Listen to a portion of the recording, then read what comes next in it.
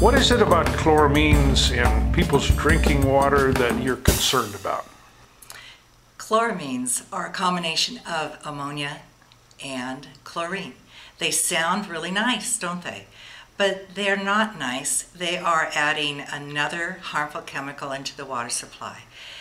We have done the research here at Rosamond Community Services District. We do not want to expose our people to this disinfectant in the water supply. Yes, we need a disinfectant. We need to make sure the water is safe. But introducing chloramines, in my opinion, is adding a thief into your house. I guess we all presume when we turn on the tap that fresh, clear, clean drinking water is going to flow out that we drink. Is that true? Well, that is an excellent presumption, and that is where I would love to keep us at. But unfortunately, when you add chloramines into the water supply, that's not always the case. You have a problem with chloramines. It leaches lead and copper out of the plumbing. And so if you have copper pipes, you may soon have pinholes in your plumbing and not understand that it was your disinfectant that caused that problem. It also leaches the lead out of anything it has lead in it. And you can get lead out of brass fittings because it's about 20% lead. There are other areas where, even though lead was outlawed in 1987 in the water supply, quote unquote, it still is a component in our plumbing. And so the chloramines attacks that, corrodes it, destroys your plumbing, puts it into your water supply. It attacks your hot water heater, anything that has copper, lead, the rubber fixtures in your toilet, all of those things. All of these things can be attacked with chloramines. And the water purveyors that's providing you this water supply says that's your problem. That once the water goes through the meter, you're on your own. But it doesn't tell you that, you know, your PVC pipe might be weakened or will be weakened by chloramines as well, so that if you get a little earthquake or something, you could have broken pipes, and you'll just blame it on the earthquake. But in reality, the piping could have been weakened by the chloramines itself. Your sprinkler systems, your fire alarm type sprinkler systems can be corroded to the point where they're not effectual anymore. These are all real problems with chloramines in your water supply.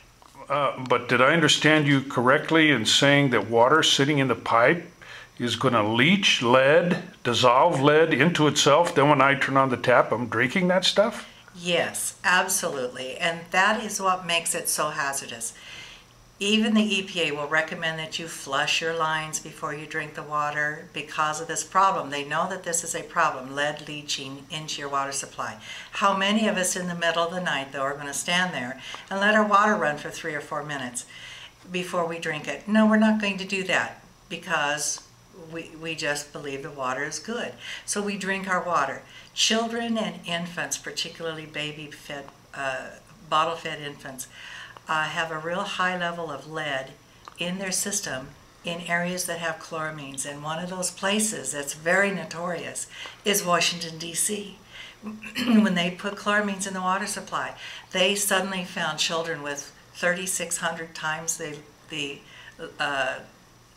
alert level of lead in their bloodstream. It's amazing what these children have suffered. We have problems with lead, high levels of lead in our water in LA County, in the schools.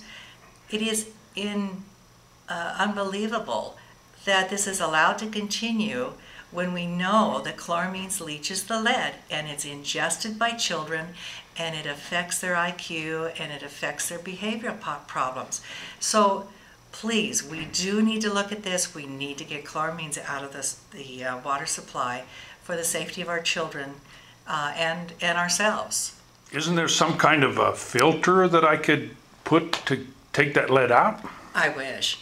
You know, you can filter some lead out of the water supply, but the chloramine still goes through all the filtration systems. So if you have a whole house filter, that chloramine is still going to get in, it's going to get into your plumbing, and you're still going to have the problem with lead and copper. The chloramines will pass through distillation. It gases and it goes right over, so you can't distill it out either. It will go through carbon block and ceramics and reverse osmosis filters. So in order to capture the chloramines, you have to go to a very extensive system. The ammonia molecule is smaller than the water molecule. So if you understand that, then you can't filter it out in the way that we think of filtration. And because it gases, you can't steam it out or evaporate it out. So it brings all these problems to the homeowner. Chlorine you can easily filter out. It doesn't cost a lot of money to filter it out.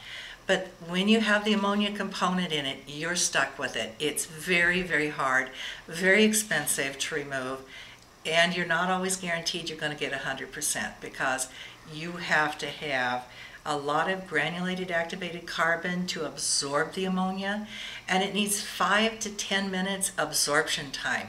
So you think of your garage, how much length of granulated activated carbon are you going to have in order for that water to pass through with a 5 to 10 minute absorption time to get the ammonia. So it's prohibitively expensive and it's ineffective to filter it out. Also, one of the problems with chloramines, because it's a weak disinfectant, it will allow mold and other bacteria to grow in your system, in your filtering system, and in your hot water heater. If you try to filter it, it'll hang up, it'll still be in your system, and it won't stop the bacteria from growing. So it brings more problems to you even trying to filter chloramines out. I understand in Hawaii that they actually found black mold growing in a water filtration system in their attempt to filter out chloramines. So it's not something that's really recommended.